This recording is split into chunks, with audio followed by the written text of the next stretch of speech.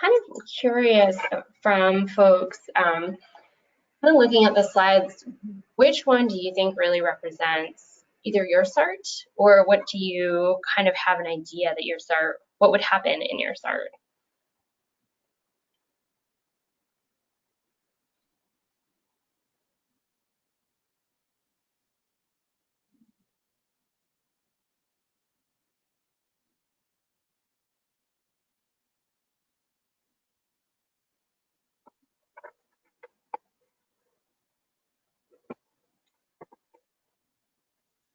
One person suggested real quick, for the person who's having to deal with victim language for people in the legal field, the website equitasresource.org. I'll type that in the chat. Has a lot of trainings for prosecutors around things like trauma-informed interviewing and changes in language, so they're not victim blaming. And then somebody chimed in to say that they don't see any slides. Oh. They might want to rejoin the webinar. That might take care of it.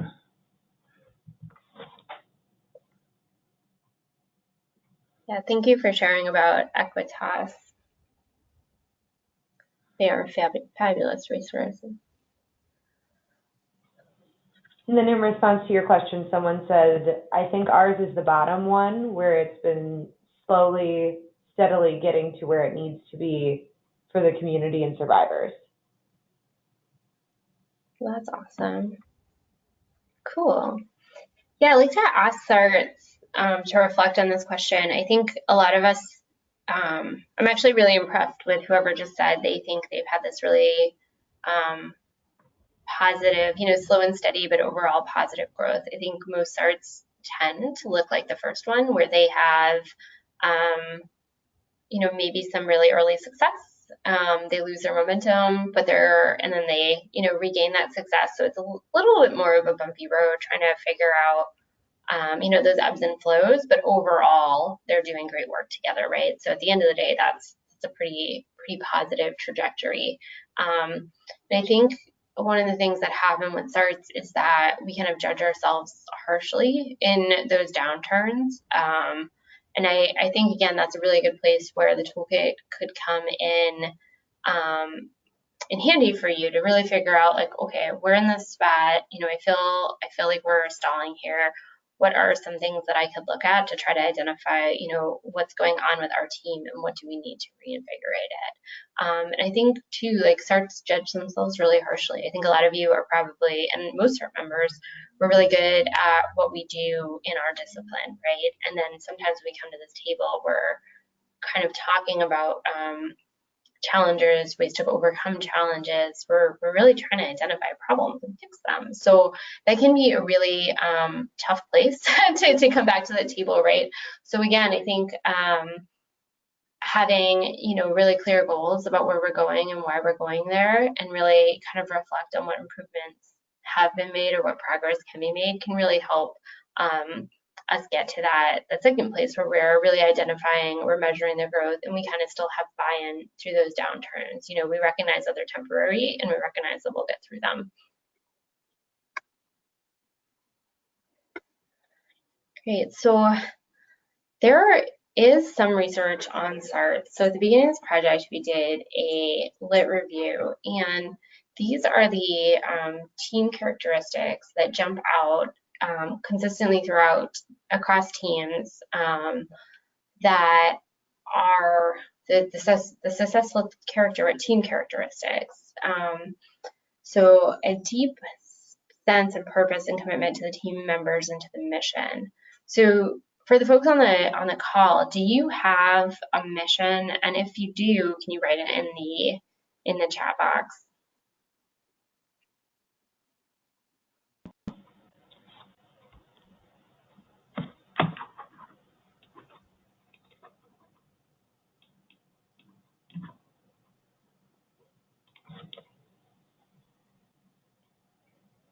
Give you a few more seconds.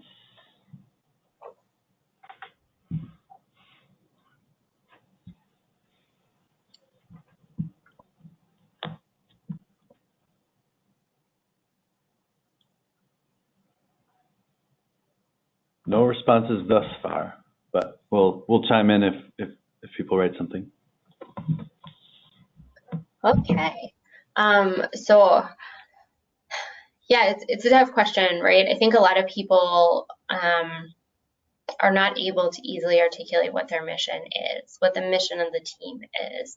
And that is a real challenge, right? So it's important for teams to kind of get to a place where everybody on the team has a shared mission and is able to kind of quickly sum it up, either word for word, but most of us aren't quite that specific. But really being able to reflect on the fact that whether it's 5 people at the table or 30 people at the table, that everybody's able to share something that's really similar, right? We're all here for the same purpose, and being able to identify what that is really, really important. So we see in successful teams that those team members are able to do that. We see in successful teams too some more ambitious performance goals than average teams. So sometimes those teams that are really pushing the envelope, they might have a harder time making those things happen, but they kind of understand that the process of working together and the process of getting through something that might seem challenging is really the best way for them to be moving forward. So mutual accountability. Oh, yep. One person said they don't have a written mission. It's more of an understanding that they're working together to give holistic services to survivors of violence. Okay, excellent. That is a good mission. Yeah, I think that's a good point. So I'm curious about kind of why it's not written.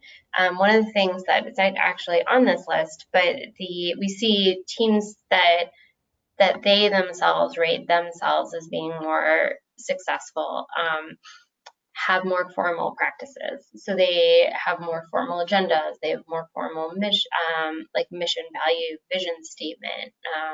So that's interesting. I mean, if it works for you and your team, I mean, every SART team is completely, again, unique and grounded in their community. So that's cool. So again, mutual accountability and a clear understanding of members' responsibilities and obligations to the team.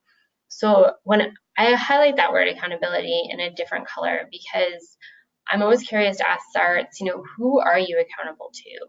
Who are your stakeholders in your community? Is it victims? Is it, in some communities, is it the other members of the team at the table? And please feel free to write, who it is for you in the chat as we're going through this. Is it your wider community? So, are you in touch with the media? Are you reporting out that you have done acts? Are you accountable to your legislature in some way? Do you have a report to your governor? If you're on a campus, are you reporting out to the board, to the students? So who are your stakeholders in that SART, and who are you accountable to, and how do you communicate that? I think a lot of SARTs kind of were accountable to each other through our meeting minutes, maybe, and we don't necessarily go beyond that with really understanding or kind of pushing the boundaries of, okay, here's our team and here's what we do, but how do we communicate that, and how do we, hold ourselves accountable to the community? So this really wide, very, in some ways, public place. And so there's different teams that do that really differently. But the SART Toolkit will give folks a couple of suggestions, opportunities to do that. We do have a new section on working with the media in here. And we have seen, in some cases, the media is really holding SARTs accountable for maybe areas that they could do better and things that they have done blatantly wrong. But the media is also, when there is a victim that is a high profile case, does the SART have a good relationship in order to make sure that appropriate information about sexual assault and not, those damaging bias messages, are getting out to the community. So there's a lot of different ways that working with the media can be really impactful for SART, but really thinking about that accountability piece. So there's new information in the toolkit about that as well. So there's SARTs bring a diverse range of expertise that complements other team members. And so again, back to that question that we asked, it's excellent that team members are getting together. One of the things that we see as a foundational part of SARTs is they're sharing about, each other's roles, right? So I'm an advocate, this is my lane. You're law enforcement, this is your lane. You're the crime lab, this is your lane. So there's, during orientation, and hopefully orientation is ongoing because we do see a lot of turnover in SARTs. But during whatever that orientation looks like, is that we're really training each other about, our expertise. We're training each other about what our roles are. Again, what can you expect from me as an advocate when I come to this table or when we're responding to victims together. We also see one person shared that their team is accountable to the victims they serve and other stakeholders present at the table, law enforcement, advocacy, campus, medical members. Again, unfortunately, we've never been able to get prosecution to the table to bring that perspective and accountability. Excellent. Well, thank you for sharing. I think that's awesome that you have such a diverse group. We do also see that teams with more members are more successful. They're just getting more of those voices and more of their community at the table, right? So we're able to build partnerships and relationships for when we do have a victim that needs those resources. They are fast because we already have a relationship, as opposed to trying to develop it in the moment that a victim comes forward with one of those needs. So congratulations on that. That's really cool. So there's in the membership section of the SART Toolkit, there is so for example, prosecutors, there's actually a new information on there that's specifically about buy-in for prosecutors. And that's, I think, a new section, but it's also a really important section because it's the kind of thing where if I'm a prosecutor, I can go to that section and learn about what my role might be on a SART, right? And who I can call for more information. Some prosecutors, rightfully so, have some concerns about what impacts sharing information about victims might have on the prosecution, right? So there's also information in there in the SART Toolkit and membership section specific for prosecutors. So it's a really good place for me as an advocate to go if I want more information about what they might be doing at my table, but it is also a really good place for a prosecutor to go. So that might be something that if you are having challenges getting the prosecutors to the table, sending them an email or sitting down with them and really directing them to that section. And it's a kind of a simple high-level overview, but it might provide, some answers to initial questions. It might provide them with some things to think about so they can come to the table prepared, right? And then we'll also provide them a list of subject matter experts that they can reach out to who either advocate for SARTs, have been on SARTs, and are prosecutors on SARTs, who can really explain what their role is, why they went, and what impact they had on the team, their community, and victims when they showed up. So that's one example of how you would use the toolkit, and fingers crossed, hopefully, to help increase the buy-in, particularly from prosecutors. And then, so we also see in successful teams interdependence and trust between members. And we know that that doesn't happen overnight. That's definitely part of the process. And sometimes that is bringing, really good resources or, respectfully bringing a subject matter expert to the table in their field to help, inform what are we doing, what's our role, what's appropriate, what practices have been evaluated to actually impact victims in a positive way. So this is one example of a list in the SART Toolkit of TA providers, subject matter experts. And one thing that we did in the SART Toolkit is we really focused on expanding the definition of community victims and who we serve. So I'm going to jump ahead a couple slides right now just because I want to show you this. So I apologize for that. So in section 6, there's a whole chapter dedicated to victim-centered approaches.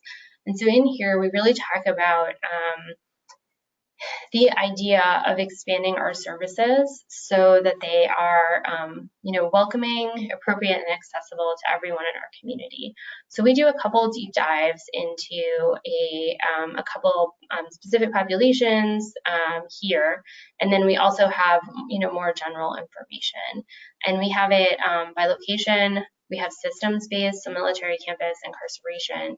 So really, whoever isn't at your table yet, or if there's a victim population that you really want to work at serving better, this is a really good place to start. And again, it will connect you with, those national experts specific to these communities who maybe are part of a community and or represent a community, work closely with a community to help you maybe identify who in your community you can connect with or you can do better work with.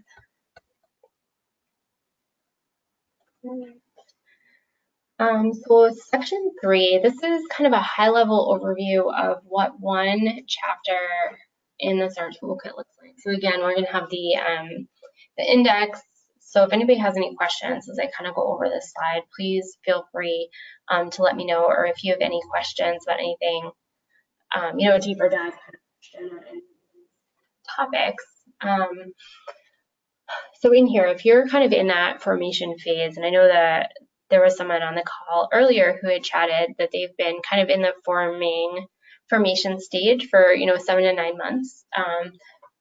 So for you, it might be useful to go back and review the information in the forming team phase, right? So I don't know if you're at the point where you're still trugging along, or if you're maybe ready to hit pause, re-envision where you're at, and see kind of who has energy, resources, capacity to show up and move that forward in a positive way. So kind of reviewing the information there might be helpful to you where you're at to see, even though you've probably already done those steps, is there something there that you need to go back to? So there's information on jurisdiction. We see a lot of SARTs have overlapping jurisdictions or are able to use resources or leverage resources from different communities. There's a community needs assessment. And again, I really love at the beginning how when I asked how you get impact from or feedback from victims, a lot of folks said that they're talking to them every week or following, interaction. And that's actually pretty rare. A lot of people don't necessarily do that. So this section here on the community needs assessment is a really robust section on how to do community needs assessments with victims. So focus groups, listening circles. We're actually going to have a webinar in the toolkit that's specific to that, to doing listening forums with victims. And then it also talks about how you might do that with your community, right? So it's not always a victim that might be the primary referral source. It might be someone else. And it's not always victims really who are on our juries either, right? So understanding kind of what our community thinks about sexual assault, what their referrals might look like, what their perception of our services are, really kind of thinking about why you would be doing that first. But there's a lot of information on the practical steps there on what that would look like. There's a section on building relationships within your team, communication standards. We see a lot of times just the challenges and bad relationships kind of come out through the way that we communicate with one another. So there's information on ethics. There's a whole new section on victim safety, technology, and communication. So that's kind of technology and communication with victims through technology as a team, with each other, and then investigating a little bit through technology as well. SART membership. So that section is now huge. I think in the previous toolkit, there was really only a couple core members that we really did a deep dive into. And again, there's a really new focus in this toolkit about seeing membership in terms of our community, right? So on that list, we're going to see other professional experts, such as, dispatchers, that may, or the crime lab that may or may not be part of your SART, but have a role in a lot of in some of the steps or some of the information that we're covering when we're at the table. We've also expanded that list of membership to include community-based organizations such as cultural groups, faith groups, And that list is actually pretty huge. So, again, if your SART's either, thinking about who's at the table and why, or thinking about reinvigorating, maybe expanding a little bit is a really good option. And again, we see SARTs that have bigger membership, whatever that looks like for you and your community, have better outcomes.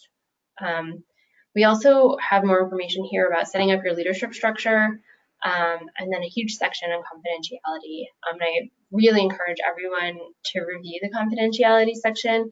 I think no matter how long a SART is around, it's probably a good ongoing training and a good ongoing touch point, a good point to touch in with each other. Does anybody have any specific questions on any of that? That was just a ton of information. So this toolkit's over 1,000 pages, so I don't recommend that anyone, hit print, but it does cover a ton of information, so I do hope that will be really useful to you.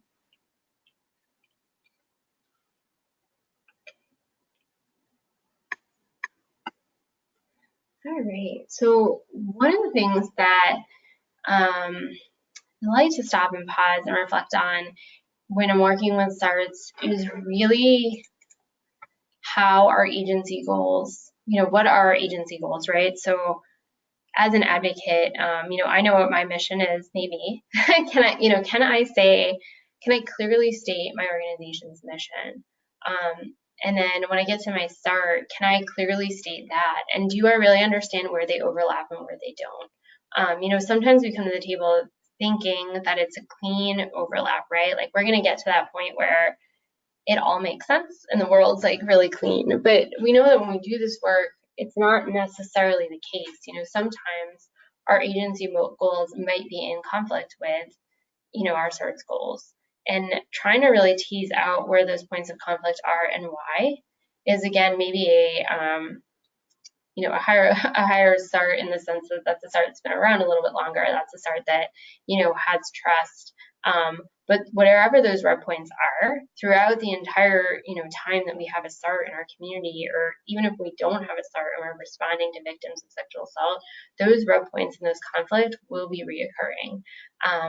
So hopefully the toolkit will give you the tools, like the communication standards, ethics, in order to have these really difficult conversations with your team and among your team, to, either identify and process through some of those red points, right?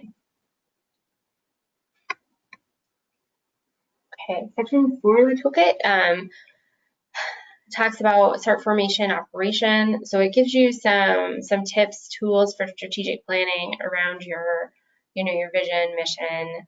It goes through sustainability. That's really one of those challenges that come up all the time. And then there's this huge, really nitty-gritty meeting logistics section, and I love that section. I think it's really cool because it helps SARTs with kind of some of the specific pieces of information. It's really tough for us to come together and talk about what we want our agendas to look like or how people are going to get information on an agenda. But it's important because those are things that encourage transparency. Those are things that encourage equity in our SART, right? So if me as the advocate am running every SART meeting and I'm the only one who puts things on an agenda, there's a power dynamic there, right? And then when we have new members to our team, how is that information communicated with them? So really looking at this section, and maybe that's one of the things that you look at when your SARTs lost a little bit of momentum, right? Because this will, how's this going? Are these things working? And maybe updating them will be a really, really useful thing for your team. What else do I want to talk about here? So in the SART Toolkit, in the meeting logistics piece, one of the things that a lot of teams work on is protocol, right? So they have a written protocol on what their expectations are for everyone from the team to respond to victims, and so this section is a really huge in-depth section on, is our team ready for protocol? And I think a lot of times SARTs see that list of things that they're supposed to do, whether it's, build a vision, mission planning, whether it's form a team, and they don't necessarily stop at that, are we ready for it, right? And in the formation section, there's also information on, is our community ready for a SART? A lot of times SARTs are not necessarily, they don't necessarily have the foundation to do the work that they're about to do. And so I think the information in the protocol section about readiness is particularly robust. So I really want to kind of direct teams to that section if they have a protocol, or if they, find that the protocol maybe isn't so closely followed, or that's something that's been challenging in their community. That's really useful. I think too, a lot of things that SARTs had asked us for a model that they could follow, and I know the Minnesota Coalition had produced one. But we, in this toolkit, have a list of protocols that are currently in use around the country. And we really encourage that if you are in a rural community, looking at that list and finding other protocols in rural communities, if you want an example, they will have, more specific, more accurate solutions that might be relevant to you and to whatever your lived reality is in your community. Then maybe, something for maybe a city, or if you're in a city, looking up a city. If you're in a tribe, looking up, a tribal protocol will really be relevant to your community. And I bring that up because a lot of times when we look at the tasks that we have to do as a team, we look at completing that task, right, or checking it off the list. And sometimes building the foundation to do that is the best use of our time. And I know sometimes too, we like the shortcuts, right? So not that we would copy and paste, specifically, but part of going through the process of building something together as a team and having those discussions and really asking, will this work here? Is that time frame possible? Why is it not possible? And going through each of those steps, as tedious as it might be at times, is really the way to make something that's most relevant for your community and will be most successful for your community. So that section is really cool. There's a lot of information there. And this is my little funny about building protocols.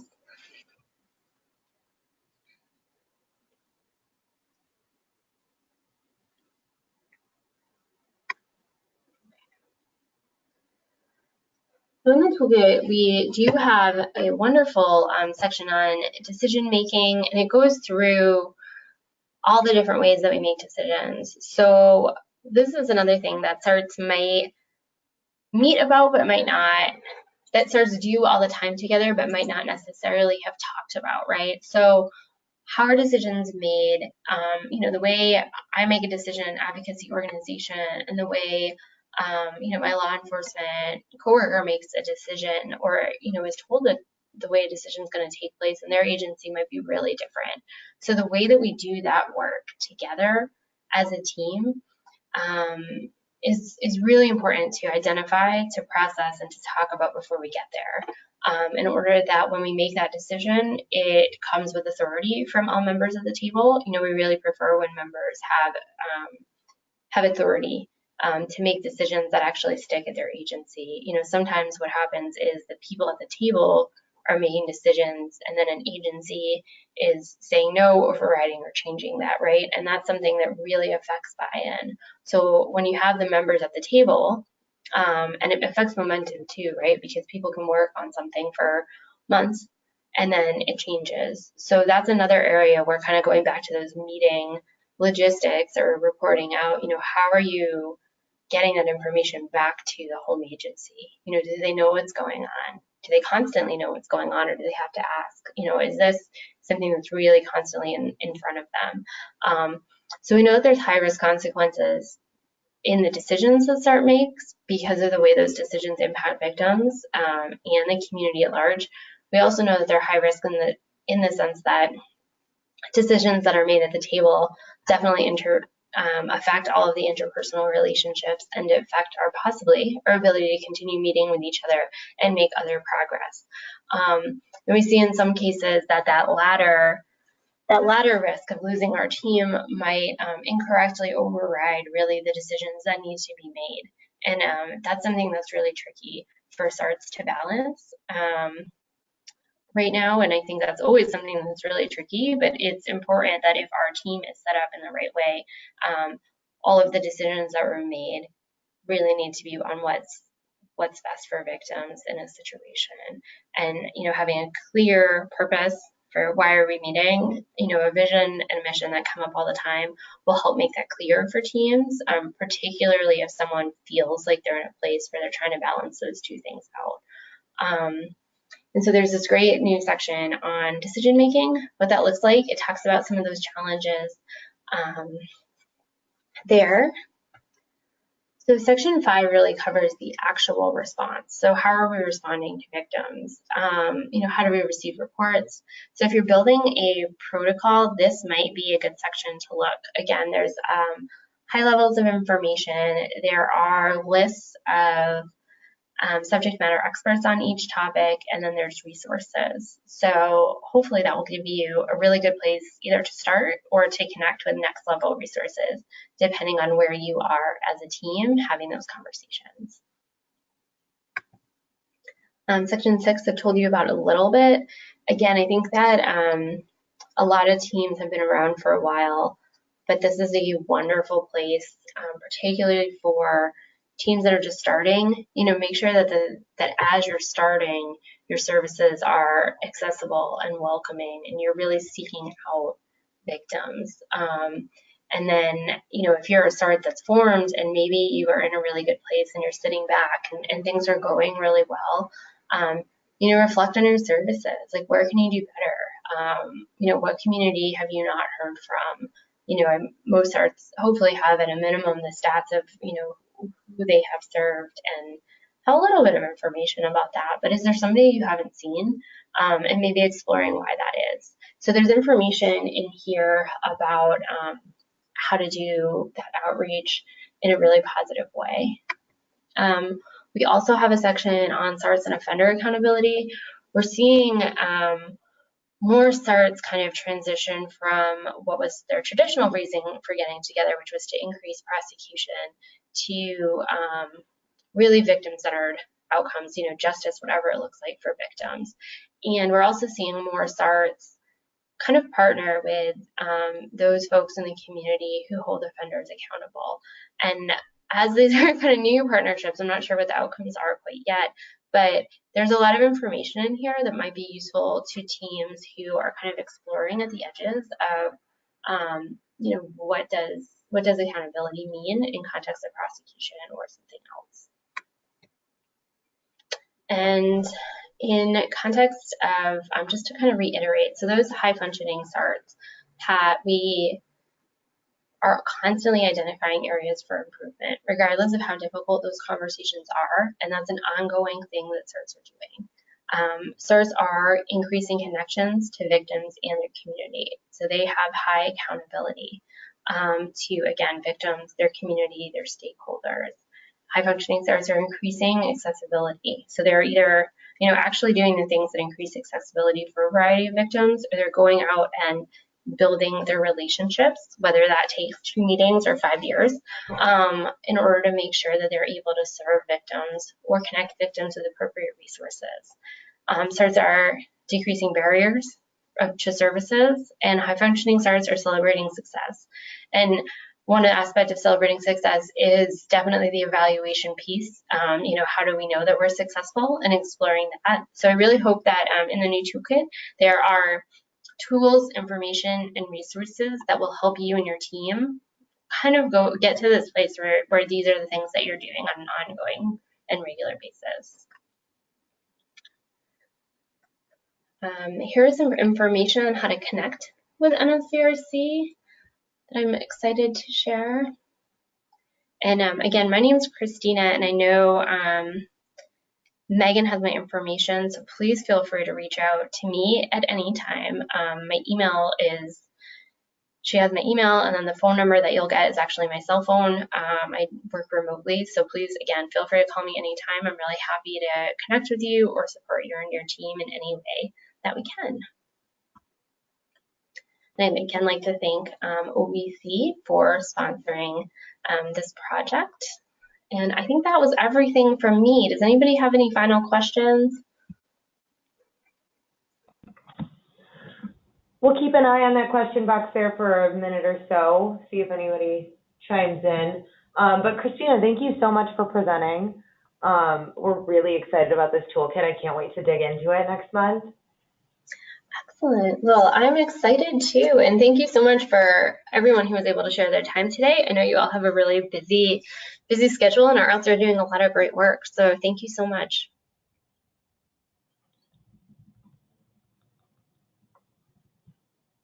I'm not seeing any questions coming in, but if anyone has any questions they want me to pass along to Christina, feel free to shoot me an email. I'll follow up with Christina to see if there's anything in terms of like follow-up resources that we want to send out.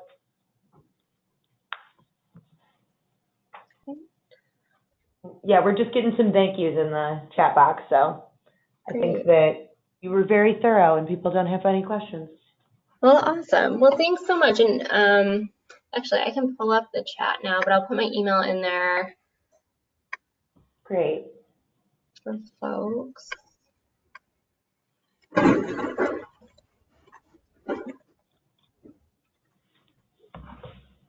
Great. And then we'll send out the SART Toolkit once it's live, so you guys will all receive a link. Awesome. Excellent. Well, thank you so much. Well, thank you so much. And thanks everyone for joining. Bye. Bye-bye. Have a good day.